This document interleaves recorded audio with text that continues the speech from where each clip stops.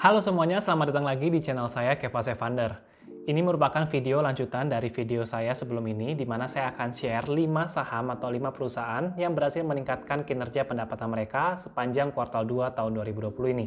Karena kita tahu di tengah kondisi pandemik seperti ini, banyak sekali bisnis-bisnis yang struggle, tapi tetap saja ada perusahaan-perusahaan yang berhasil meningkatkan kinerja mereka. Nah, berikut 5 sahamnya.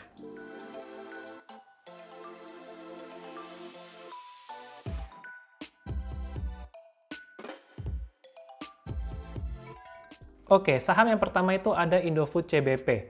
Sepanjang kuartal 2 2020 ini, ICBP masih mampu meningkatkan penjualan mereka sebesar 4,1%. Mungkin teman-teman ingat ya, waktu awal-awal pandemik, mie instan itu sangat diborong abis-abisan oleh banyak orang untuk menyetok persediaan makanan mereka di rumah. Nah, Indomie itu menjadi salah satu incaran yang paling sering diburu sama orang-orang ya. Nah, jika kita lihat revenue breakdown dari ICBP, maka segmen mie instan ini masih menjadi pendorong pertumbuhan utamanya, di mana segmen mie instan masih tercatat naik sebesar 5,5%. Selain itu, dari segmen dairy yang beberapa tahun lalu itu sempat jadi salah satu pendorong pertumbuhan utamanya ICBP, saat ini tuh hanya bertumbuh tipis sebesar 3,2% aja. Untuk segmen food seasonings, ini kenaikannya juga lumayan ya, untuk kali ini sebanyak 25%. Di sini bisa kita lihat semua segmennya Indofood CBP ini meningkat, kecuali untuk segmen beverages yang masih mengalami penurunan. Dilihat dari laba kotornya, ICBP juga masih bisa meningkatkan laba kotornya sebanyak 10%. Kemudian dari operating profit juga masih meningkat 21%, dan net profitnya meningkat lagi menjadi 31%. Saya melihat kinerjanya ICBP ini masih on track ya, dan nggak terlalu berdampak akibat adanya pandemik ini. Selanjutnya, saham yang kedua ada saham MARK atau Mark Dynamics Indonesia. Ini adalah perusahaan pencetak cetakan sarung tangan. Sekali lagi ya, pencetak cetakan sarung tangan. Nah, ternyata dari 2 kuartal pertama tahun ini, pendapatan Mark ini naik 9,6%. Sayangnya, revenue breakdown yang disediakan oleh Mark ini hanya berdasarkan sifat ekspor atau lokalnya saja. Dan di sini bisa kita lihat kalau Mark ini memang fokus utamanya ke ekspor, dan nilai ekspornya meningkat sebanyak 12%. Sedangkan untuk lokalnya justru penjualannya turun sebanyak 27%. Dari sisi gross profit-nya, ternyata pertumbuhan gross profit-nya tidak lebih tinggi dibandingkan pendapatannya, dan ini hanya meningkat sebanyak 2,4% aja. Hal ini diakibatkan karena ada beban produksi yang meningkat cukup banyak juga. Berikutnya dari laba usaha juga mengalami kenaikan tipis sebesar 1,3%, sedangkan net profit-nya mengalami peningkatan sebanyak 14%. Nah, peningkatan ini kalau saya lihat akibat adanya beban pajak yang lebih sedikit jika dibandingkan tahun yang lalu. Next, ketiga ada saham TOWR atau Sarana Menara Nusantara. Ini merupakan kompetitor langsung dari TBIG yang sempat saya bahas di video sebelum ini. TOWR berhasil meningkatkan pendapatan mereka sebanyak 21%. Dan di dalam pendapatannya, TOWR ini membagi ke dalam 2 segmen, yaitu ada penyewaan menara dan jasa lainnya. Untuk 2 segmen ini, keduanya masih bisa meningkat ya pendapatannya. Dilihat dari laba kotornya, TOWR berhasil mencatat kenaikan sebesar 22%. Kemudian operating profit-nya juga naik 20%, dan net profit-nya juga masih naik 31%. Nah, secara kinerja, TOWR ini kayaknya nggak kalah juga ya dengan kinerjanya TBIG. Keduanya sama-sama memiliki pertumbuhan yang cukup stabil dan bagus di tengah kondisi pandemik ini. Next, berikutnya ada saham Akra atau AKR Corporindo.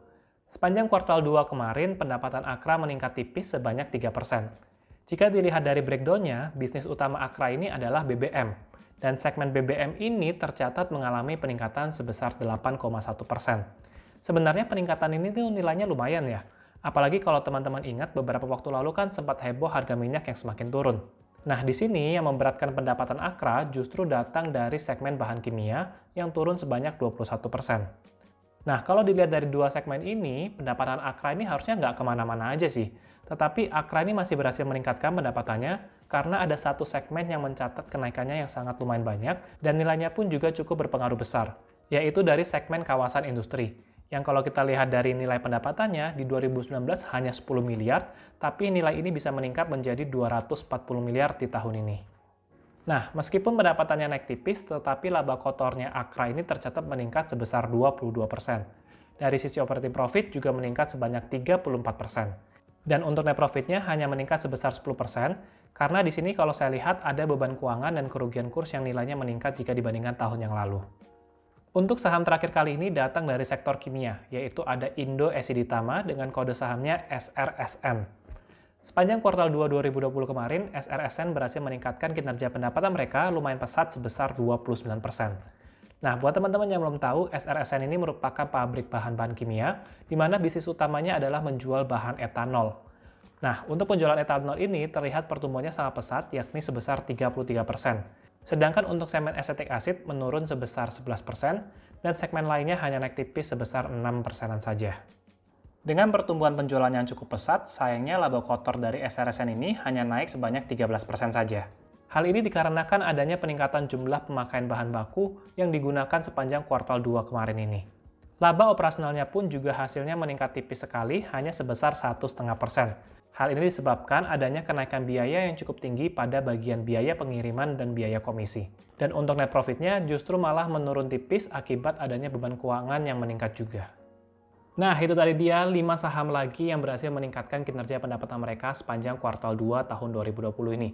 Menurut saya beberapa dari perusahaan-perusahaan yang saya sebutin tadi memang cukup diuntungkan di tengah kondisi pandemik seperti ini. Nah, menurut teman-teman bagaimana jika kalian punya pandangan terhadap saham-saham yang saya sampaikan? Silahkan kalian kasih komentar di bawah ini. Tujuan saya membuat video ini supaya kalian bisa dapat tambahan idea untuk saham-saham yang bisa kalian gali lebih dalam lagi. Karena di sini saya hanya mengungkapkan dari sisi profitability-nya saja, tapi tetap saja ada aspek-aspek yang perlu kalian perhatikan dari performa keuangan yang lainnya.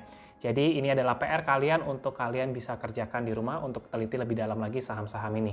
Sampai di sini dulu aja videonya. Thank you banget udah menonton, semoga bermanfaat dan sampai jumpa di video-video yang berikutnya.